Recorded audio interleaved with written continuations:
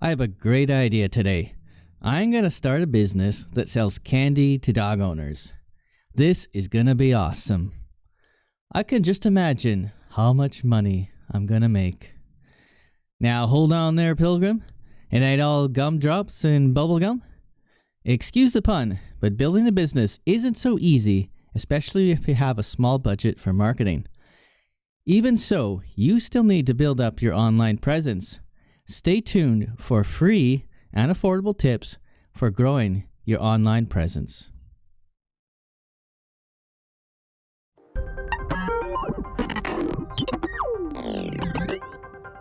This is Media Channels, a Multemedia Corp production, bringing you information about the latest media trends, helpful tutorials, and commentary on the digital world around you. Welcome everyone. My name is Stuart Rathtree, hosting episode number 13 of the Media Channels podcast on this 18th of October 2018.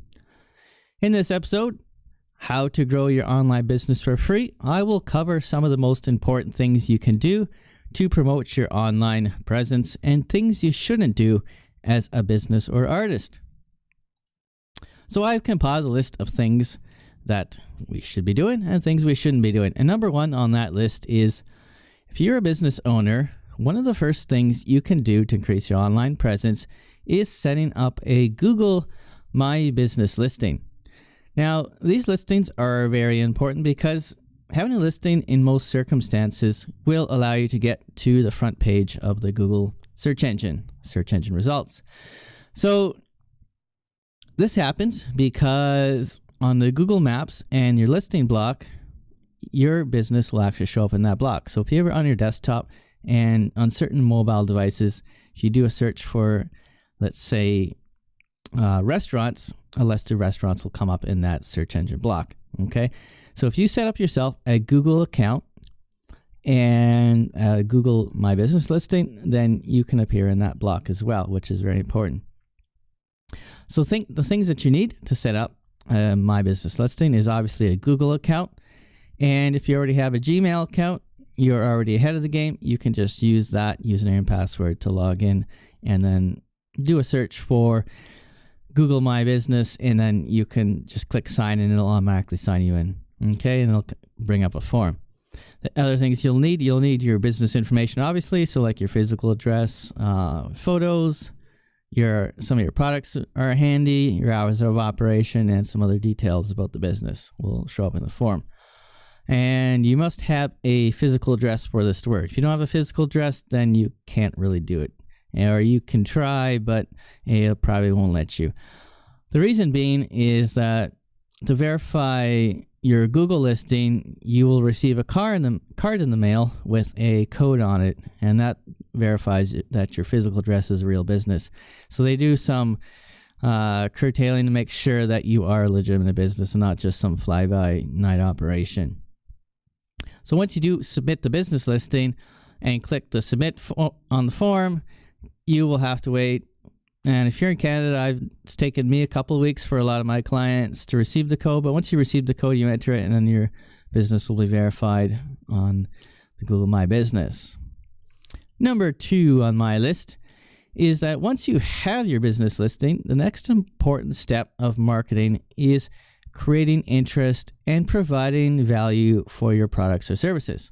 Okay, so what I mean by this, your potential clients, something that is of value. Okay, so you need to give them information or something they can use, not necessarily promotion, but some value to help them know about your business. Now, this can be done by creating blog posts, articles, and podcasts, such as this one, instructional or how-to videos as well, and backlinks, okay, generating backlinks. So backlinks are crucial for search engine rankings because it is one of the criteria for having a high listing rank. So backlinks are simply links that are embedded in your content or embedded on another website.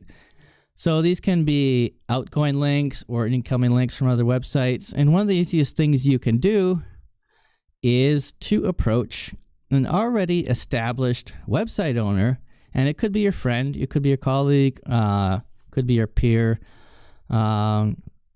anyone that you know, business connection, and ask them to generate a link to your business. It could be a website or your Facebook page, social media page, blog, or article. And if you have somebody like that already that is already established, you can use them to help you get off the ground a little bit. Okay. Backlinks can also be inserted into podcasting platforms. This will not only help your search engine presence, but the podcast itself will give your clients a reason to trust you. And this is especially true if you're speaking about the services or the products that you're selling. Now, a podcast will not only add value, but it also gives you an audience that will, in time, recommend you to others because of the information they're providing or because they're an authority on the subject that they're talking about. And being recognized is important for increasing your online presence. And when it comes to your online presence, video is still the king and is the most utilized and popular platform still to date. So creating a vlog, which is a video log of your daily activities, some people do that. You can create a live stream, or you can create some other video sources that potential clients can chew on. Now, this could be done on YouTube, Vimeo, Dailymotion, Twitch, and there's so many other video sharing platforms out there that you can upload your content to as well.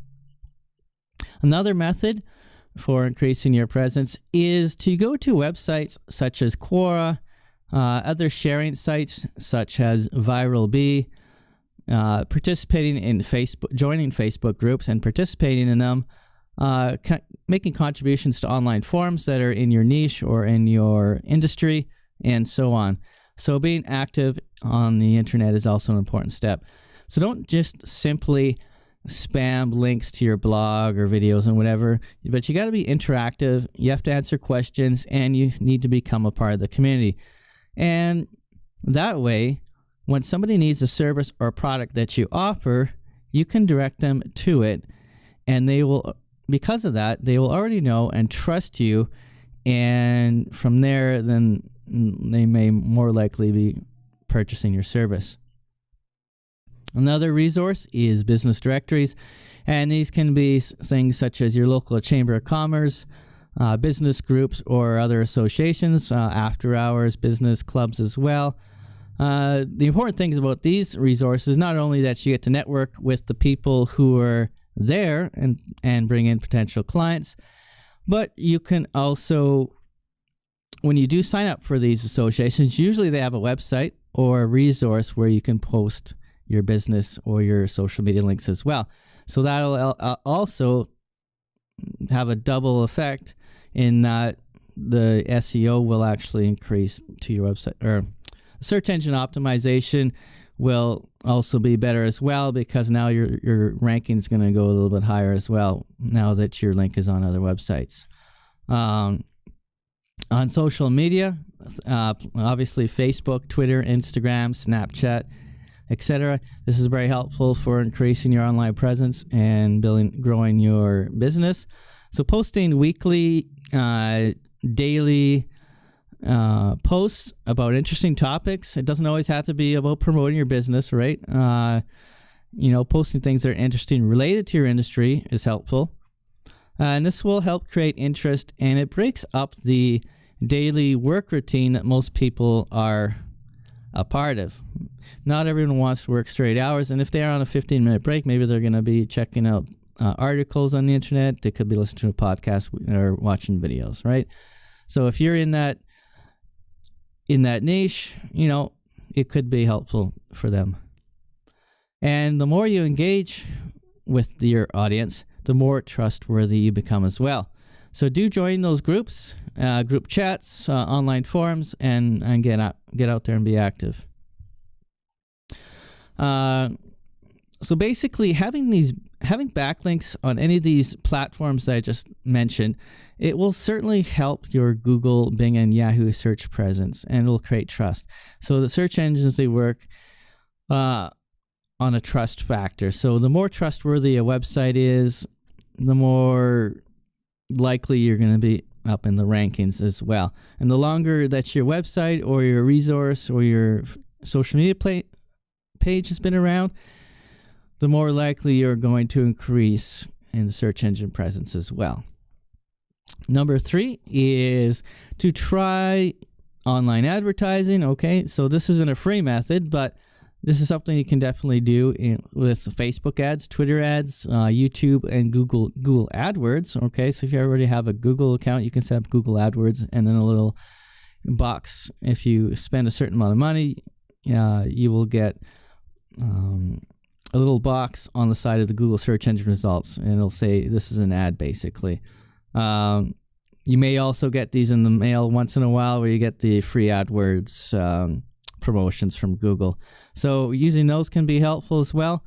Also, advertising in local magazines, local websites. Sometimes they allow advertisements, online publications, and so on and so on and so on. So every little bit helps. Every link to your website from somewhere else is going to help you out. Number 4 is when you're telling others about your products or services, don't always force people to convert or buy something right off the bat. Don't be too pushy, basically. So calls of action are great, but if it is too preachy, it will turn people off. And what I mean by calls to action is that, let's say you give somebody a pamphlet and then you tell them, call me, right? If you're on the web, maybe I'm selling a website package, and just below the website package, it would say call now or find out more information and whatnot. So that would be a call to action. Number 5 is to have a strong brand. And what that means is to use consistent colors, okay? Consistent styles, a logo, and a theme. Doing so will help you get recognized. So don't be constantly changing your logo. Don't be constantly changing color schemes and styles, because what will happen is people will never be able to recognize you in the long run. They will think it's a different company. So that not a subliminal, but that subconscious part of your business will no longer be in their mind if you keep changing everything around too often. Number 6 is to avoid too much jargon when you're talking with people, writing blog articles, or you're doing videos. So unless your audience is 100% familiar with the terms that you're using or offering, don't use too much jargon, because it'll end up confusing people. I mean, if you're an educational service, okay, great. But if you're not, don't use too much jargon, industry jargon for that. Number 7 is long-term versus short-term goals, okay? So boosting a post, let's say boosting your Facebook post, might get you a lot of views and likes on your post, but it may not help you in the long run. It may not get page likes. It may not help people engage in your brand or what you're offering. So just keep that in mind. So boosting posts is okay, and it may help you, but it's not a good long-term goal. Using proper Facebook advertising in that situation would be better.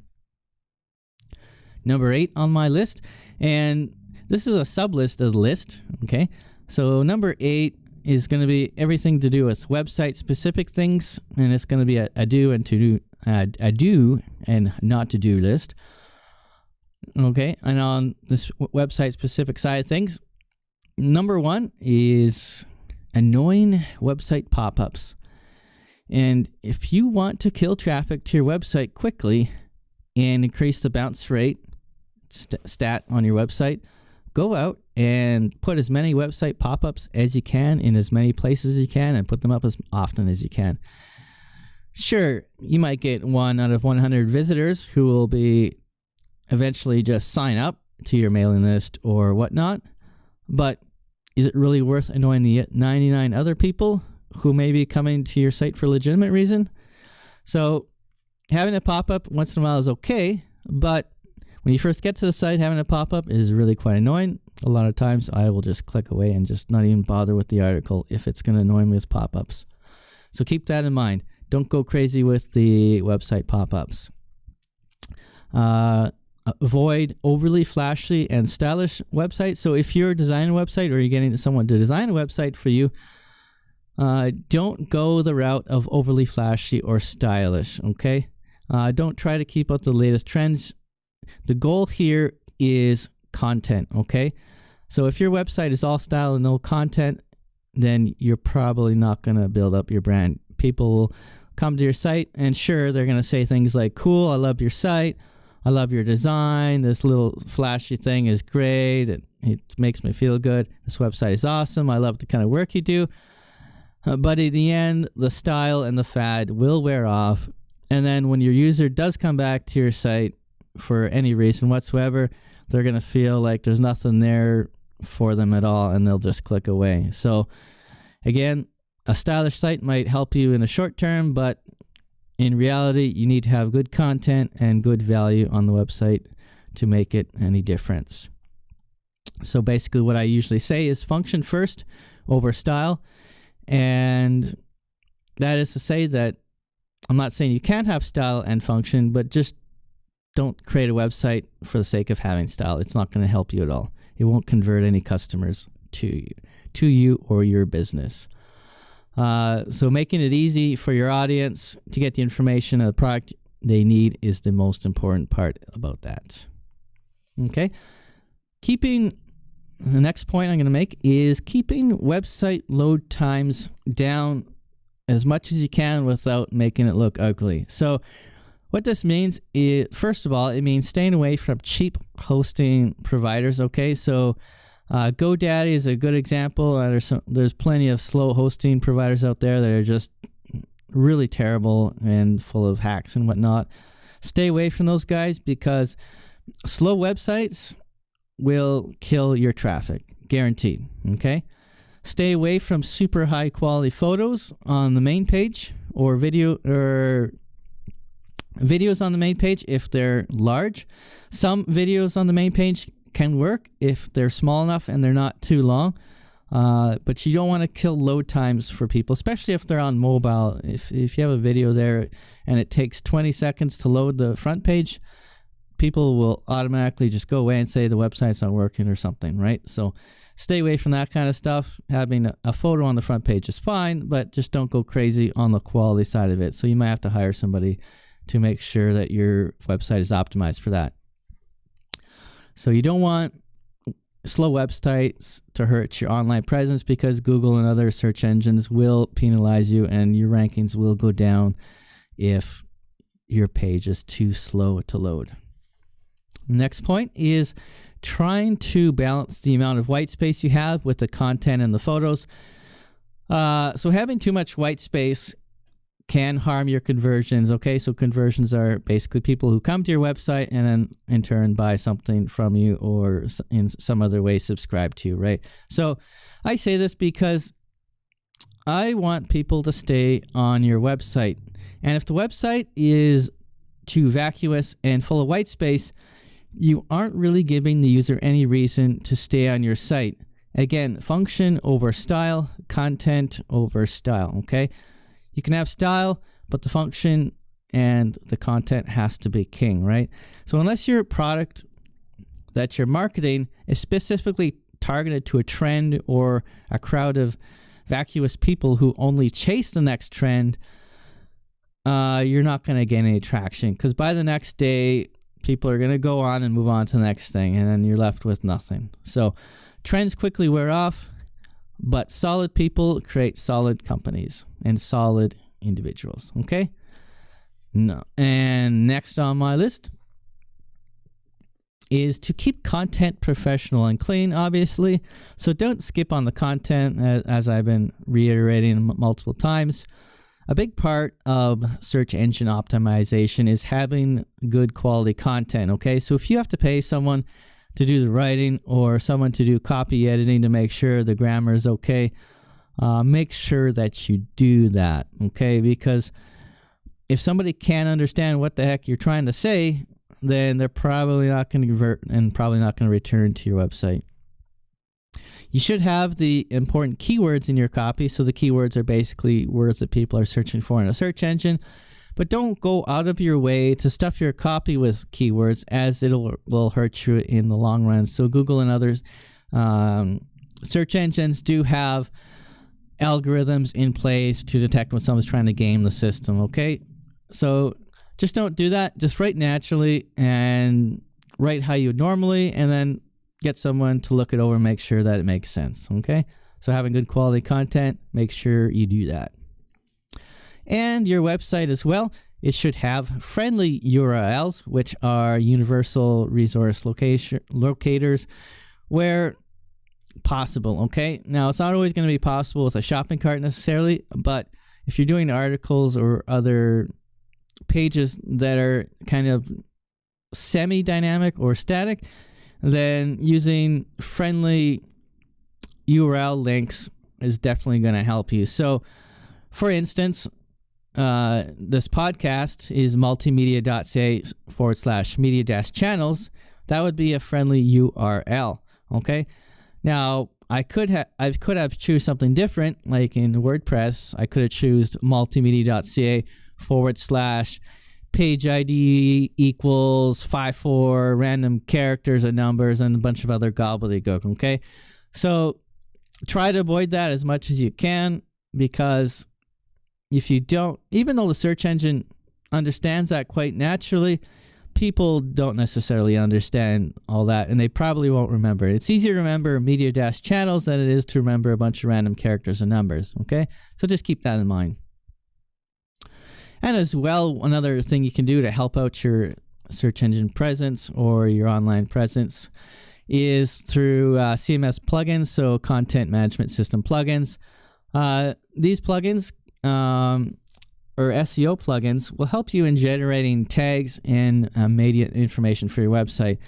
And these plugins usually include a way to generate Facebook ready and Twitter ready share content. So when somebody goes to share your page, that the page, when they do share it, the proper photo comes up and the proper content comes up, and not something unrelated to what's going on. So if you install one of these plugins, you can configure it to how you like, and then you can actually tweak it so that it says specific things and a specific photo comes up when somebody shares it, okay? So the one I use most of the time is Yoast SEO, and that's based, that's for WordPress. And next on my list is a no-brainer, is to include social media buttons to all your pages and whatnot, and to your YouTube channel, and so on and so on and so on, okay? Just include them. You know, you want people to easily get to them if that's the primary platform that they're on. Avoid low contrast text and overly distracting backgrounds or photos. Again, function over style. A lot of people may not have the greatest of sight, so you want to have high contrast on the website as well. And it doesn't mean you have to put red on green or something ridiculous like that, but popular colors are black on yellow, red on white, and whatnot. I mean, there's all kinds of combinations you can do. Make sure, if you are hiring someone to do this, that they understand basic color theory. And if you don't understand color theory, then do hire someone, because if you create something, it may look good to you, but to the majority of the population, it may be ugly. So again, just make sure you're aware of that and that your website is accessible. Don't distract too much from the goal of your website as well, unless you're maybe designing a website that has games for kids or something. That's totally other ball game. But for the most people who are small business owners, you don't want to be going that direction. And as well, don't hide navigation, and also make it easy to navigate both on the desktop and mobile platforms, so your phone and tablets and whatnot, right? So don't include crazy navigation systems where people don't understand how to use them and you have to instruct them how to use them. If they can't go to your website and figure out where they need to go right away, then something is wrong with the user interface on your website, okay? Make sure you include text on your menu. So if you have a menu somewhere, make sure there's text, right? When you're on mobile or mobile view, a lot of WordPress templates will use the three the 3 lines to represent a menu, make sure that you add menu beside it, because not everybody's going to know what that is. And if they don't know what it is, they're going to be confused and they might just go somewhere else, okay? So don't rely on people that understand crazy icons with little to no meaning. And Google is a prime bad example of what you should not be doing for web design. They probably do tons of research and whatnot, and they claim, oh, yes, we've done the research and our case studies and da-da-da-da-da, and this is what people are doing. But you know what? No, something's not right there. Just because somebody says, oh, I like the way that looks, doesn't mean it's good. If 10 people say it's okay and the rest of the population is confused by how it works, it's bad, okay? Google, your design and your elements is absolute trash. I mean, I don't mind saying this even though I use their platform. Your interface drives me up the wall on a daily basis, okay? You're constantly changing the interface around. You're constantly changing what the icons do or what they say, which actually they don't even say anything most of the time. They need to really start introducing text if they're going to put out a new icon or change the way the system works completely. I mean, you pretty much need like a 30-page manual just to understand what's going on with Google, and it drives me nuts. I mean, Google's not the only company that does this, but they're by far the worst right now. Every time they make a change, I got to spend weeks and weeks and weeks digging through everything again to try to figure out what the heck is going on. Okay. Again, don't hide important functions of the website. So if they're trying to get to the contact information, don't hide it somewhere where they can't see it, and make sure you label it, okay? This is just basic common sense. Not everyone is going to understand what you're trying to get at if you don't label it. As well, you can include calls to action throughout your website, and this means, having contact information easily accessible and using a button such as Call Now. You can also have buttons such as More Information, Find Out More Information, Order Now, Go to Shopping Cart. And these are all calls to actions. You're inviting the user to do something on the website, right? So presenting the user with good content is great, but if you're not asking them to do anything with that, then you're missing half of the point there, okay? So calls to actions are important. As well, don't be afraid of promotions or giving away your product, okay? Because this can help you reach a much larger audience that you would normally have reached, okay? So create content that encourages people to share or like your content or your product, right? So it doesn't always mean that you're just pushing the product, but it can help you reach a much larger audience and can help increase or grow your business as well. Another thing is to show testimonials and testimonial pictures. People respond to both of those. Show examples of your work and show happy clients, show what you've done for clients. Get their permission, obviously, but once you get their permission, show that you have happy clients and testimonials, right? This will help you grow a lot quicker. And another point is when you're developing your online profile or your brand is to try to stand out from everybody else. I mean, it can be hard in today's age where everyone and their dog has a business or something that they're trying to sell. But this is something you should try to work on. And because if you can carve out a little bit of a niche, this will help you with recognition, but it also drive up your search engine ranking as well. So if people are searching for a particular brand or product, it's better to be in a little bit of a niche than to be a generalist, okay? So again,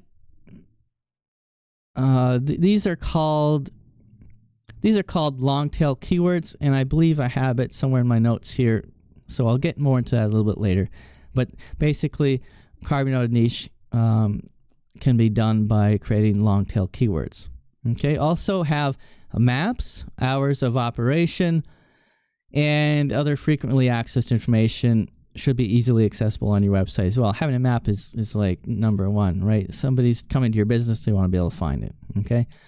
And one of the final points for websites specifically is to keep your website updated, okay?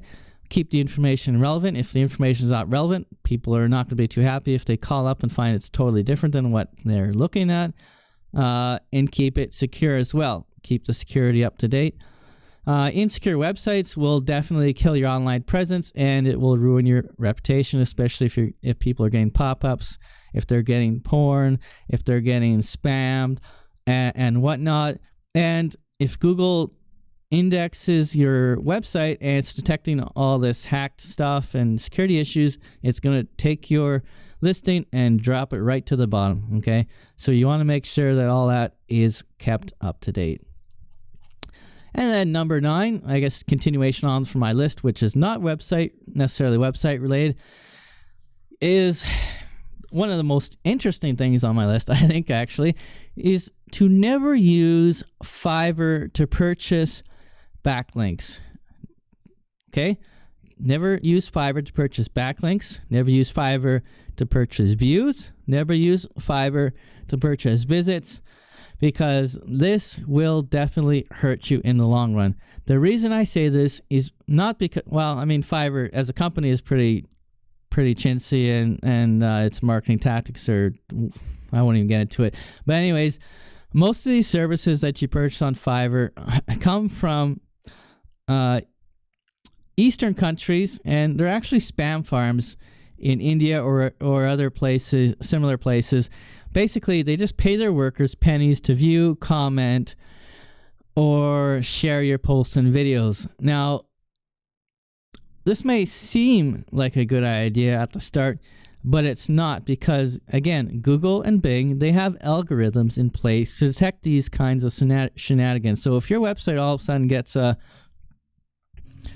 10,000 hits, and they're all coming from the same area, you know, they're going to say, oh, what's going on here? They're trying to game the search engine here. And right away, your search engine listing is going to drop to the bottom, or it's going to go down, and you're going to get penalized for it. And once you get penalized for this, that's it. It's going to be a long time before you get back up in the search rankings.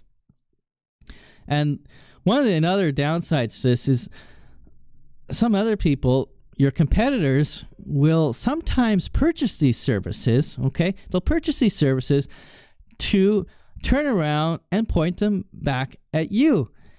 They know that Google will penalize you for this, so they'll go purchase these services to try to intentionally drive down a competitor's online presence.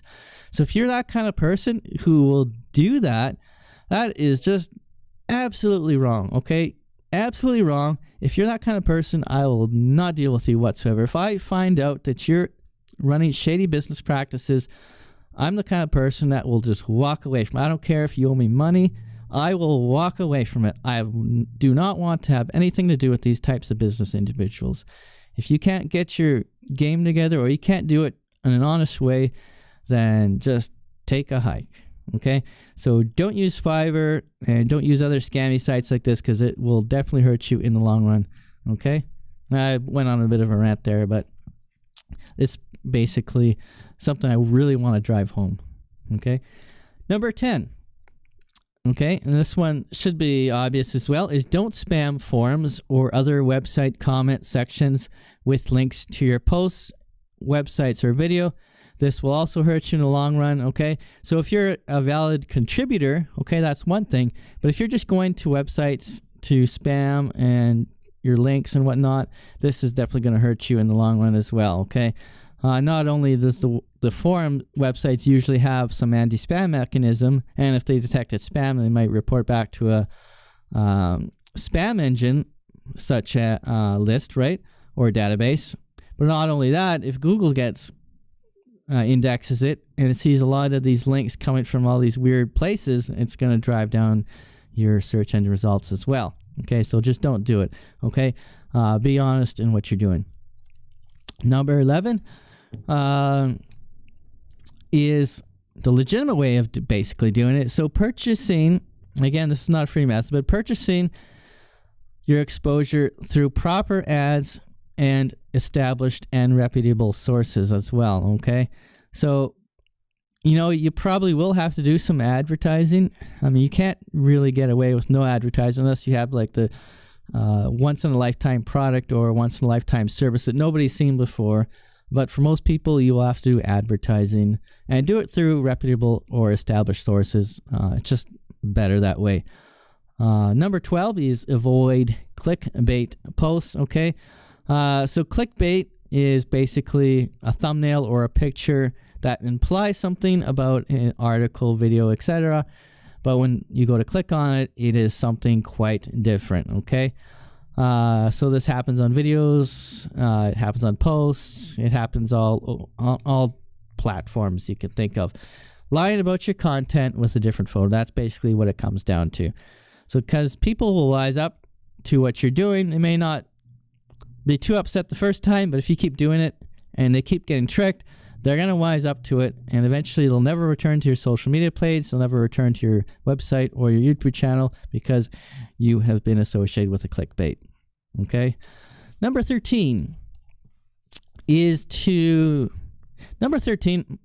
my recommendation is to send out marketing material and updates by utilizing email lists. So if you don't have an email list, it's something that can definitely help you out to inform your potential clients or people who are interested in what you're offering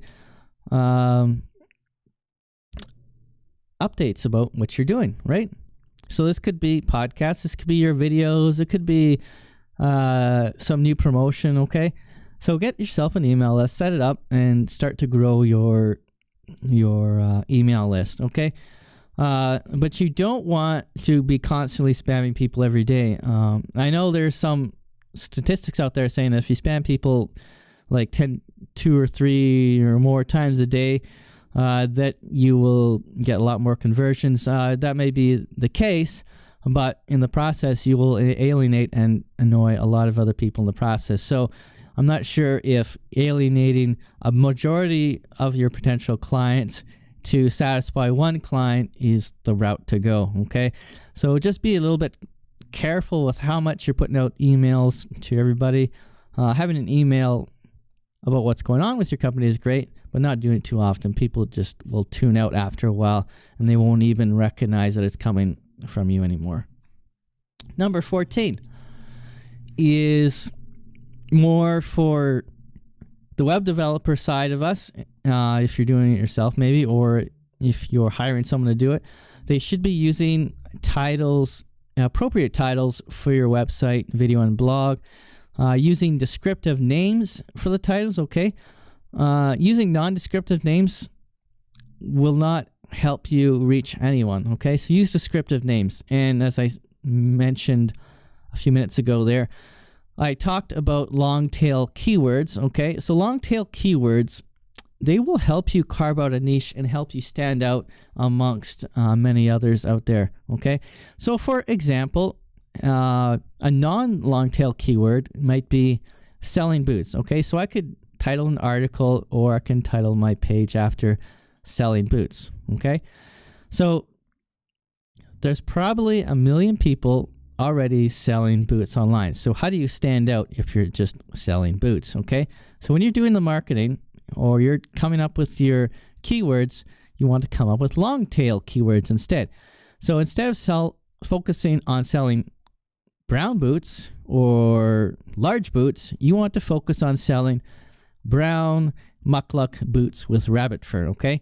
So base your keywords and your business around that model, because there might be 1 million people selling brown boots, but there isn't going to be 1 million people selling brown muckluck boots. So if somebody does happen to search for that, you're going to be one of the top people to be doing that, okay? So you want long tail keywords, okay? And if you're a little bit confused about how all that works, you can always hire a web developer to help you with that, or a marketing person to do that for you. Number 15 is don't automatically subscribe people to your mailing list, okay? That's a no-brainer, or other online media. Don't automatically subscribe them up to lists, okay? That will drive people absolutely crazy, and it'll go straight in the spam folder. And if you're email list or any part of your domain, okay, the name of your website, ends up on a spam list, you're in for some real nightmares. And I've been dealing this for on and off for so many years through my own companies, through places I've worked at, where someone's email has been hacked or something, and it's been sending out spam. And if you get on a spam list, it is so difficult to get off of them. You have to contact many companies, and you have to go through all these blacklists to try to get off of them, and then you have to prove that you're no longer spamming and whatnot.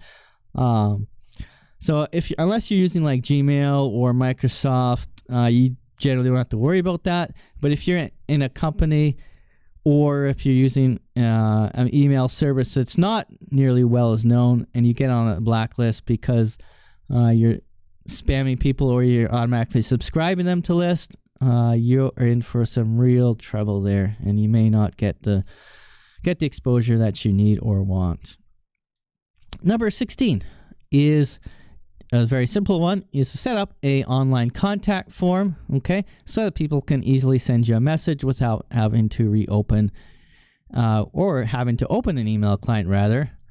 So make it easy for them to get contact with you and respond to the request quickly. Number 17. Okay, this one's a little bit different than the rest. This one is do not steal photos, videos, or content copy for your website, your production, or your blog. Make sure that you are purchasing royalty-free photos, video clips, and be sure to create your own copy, okay? And by copy, I mean content. So this will go a long way to building up your brand and image. Stealing other people's work and pawning it off as your own will only come back to haunt you. It may get you immediate returns, but in the long term, it'll definitely kill your business, okay? People will find out that it's not original, and when they do, they will have nothing to do with you whatsoever, okay? And I say this because even just recently, there was a popular YouTube photography channel, and they recently sued and won an $80,000 settlement because of a single photo that was not licensed properly and used for packaging a company's material, okay? So do you really want to take that risk that you're going to end up in a lawsuit because of that photo?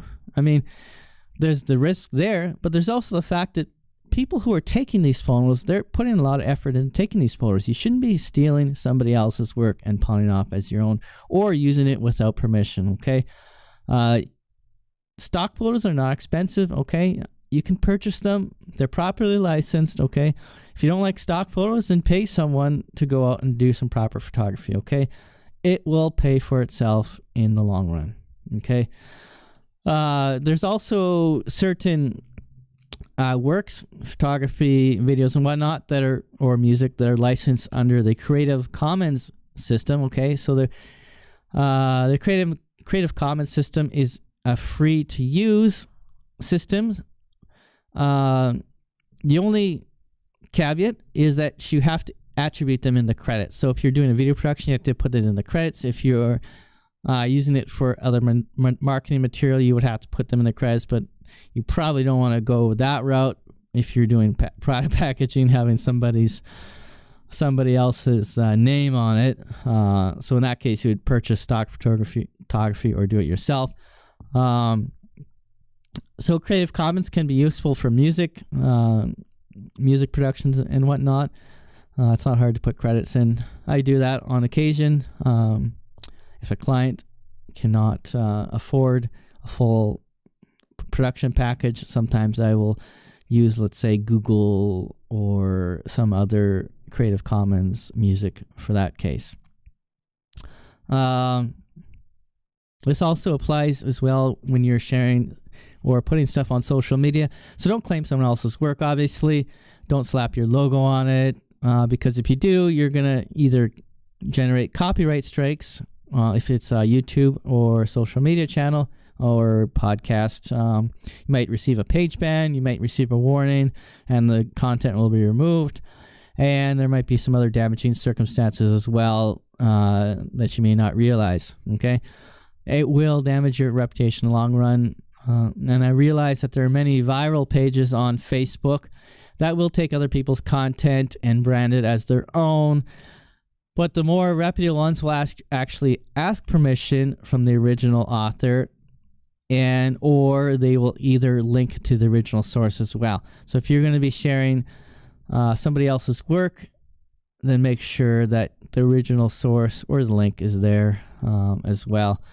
Sometimes you can't get the link because researching the link where it came from is next to impossible because it's been shared so many times. But if you can, and it's easy, definitely do credit the original author or put the original link source in there. Number 18 is, in the same way, don't plagiarize your content. Okay, this could be for your website, it could be for Facebook or any other social media, or for your videos and whatnot. So don't plagiarize. If you do, again, search engines do have algorithms in place to detect if somebody's plagiarized something, and if you do, your search for engine rankings will go down. If you plagiarize, someone might come after you and try to sue you, and so many other reasons why you shouldn't plagiarize. So just don't do it. It will, if you create better content, it'll help you. Number 19. Excuse me. In the same way, don't include popular music in your media, in your videos, and your other productions unless it is already in the public domain, free to use, or in certain circumstances, it is already licensed to be used for the platform that it's going to be used on. So this could be Facebook, could be YouTube. They do have music available, sometimes even popular music available that you can use in your productions that has already been licensed in this regard. If you don't do this and you're using this, you will get into trouble very quickly. Having unlicensed music will definitely get you into trouble, and it happens so often that I can't even count. There is one game stream that I watch on a regular basis that I'm particularly into, and they do play popular background music while playing the game. And this happens on the live stream, okay? And they constantly play this background music, and whenever the stream is done that I may not have seen, I go back and try to watch it, and of course the message comes up: this video has been taken offline, yada yada yada, because of a copyright infringement, blah blah blah blah blah. And this has happened a number of times on this channel, and I'm just trying to figure out how this channel hasn't been shut down yet. But you know, when I see that kind of stuff, I mean, it's only a matter of time before this channel is going to get shut down. You can't just share popular music and expect to get away with it. Okay, so just don't do it. Look for free music resources, or pay for royalty-free music or music that can be used in your production legitimately. Okay, if you're unsure, hire someone that knows what they're doing, and they will help you out through that. Number 20. Almost at the end of the list. Share like crazy on social media, okay? Just do it, okay? Posting once a week about something that you've done. Post something interesting. Post about a new video. Daily posts. Just keep posting to social media. I know it can be kind of frustrating to be constantly posting to social media, especially if you're trying to get work done. But it does help grow your presence online, okay? I know that natural Facebook organic reach is not what it used to be back in the day, or my day, or back in the early days of Facebook, but you can still benefit from it to a degree. So you can join groups, you can join other forums or anything like that. There are topics related to what your business offers or what you're involved in. Make sure you're joining things that are related to your niche, okay? Make sure that you're engaging in other posts. Make sure that you're engaging in Facebook groups. And all these types of interactions will help boost your visibility as well, because once in a while, people will click on what it is you have to offer. Or maybe they'll click on your profile. Maybe they'll click on your business page because you're constantly providing advice to people, and they will in turn trust you, and then they'll recommend you to other people as well. And finally, On my list, number 21, the last thing on my list. Ooh, that was a long list. 21 items. It's kind of related to 20 with social media, is when you're sharing on social media, you have to be a little bit careful about tagging others in your social media posts. And tagging other people is definitely a double-edged sword, because it can definitely help you out, but it can definitely hurt you too. And what I mean is that not everyone wants to be tagged in an article, a video, or a production that you're producing if it's not really related to them, okay? So for this to work, you have to know who your audience is, you have to know who your friends are, and you have to know who is going to allow this without getting angry at you, basically, okay? So if you're doing this too often and to the wrong people, it's going to harm your reputation, and the people who are being tagged in this may actually end up unfriending you on Facebook, okay? So do it sparingly, do it correctly, do it to the people who may be interested. So if somebody's actually interested in the topic that you're talking about, go ahead and tag them in it, okay? But if they're not interested in the topic, or it's unrelated to what they do, or maybe they're not your friend, or not a colleague, or someone that doesn't mind spreading around the links and whatnot, don't do it. But if they are, you can go ahead and do it, okay?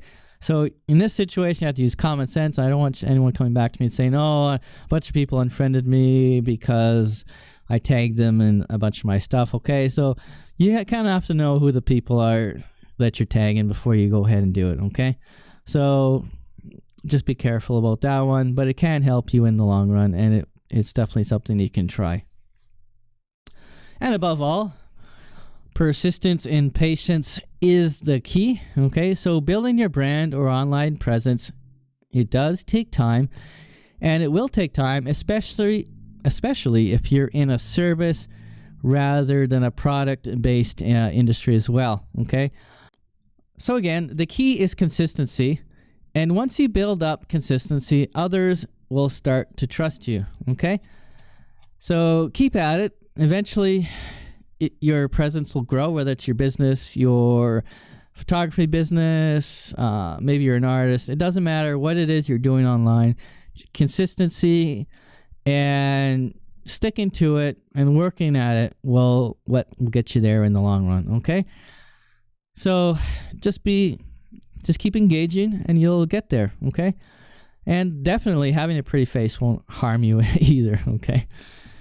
And of course, this ends off this podcast, and I would like to thank you for watching or listening. And if you want to listen or watch more of these podcasts, you can visit our Facebook page, subscribe to our YouTube channel using the watermark in the bottom right corner, or follow me on Twitter. You can also listen to these episodes on popular podcasting platforms such as Libsyn, iTunes, and Stitcher. And for a full list of the podcasting platforms, please see the description or visit our website at multeemedia.ca /media-channels. And I do appreciate your support. And to all my people kind, I will see you next time.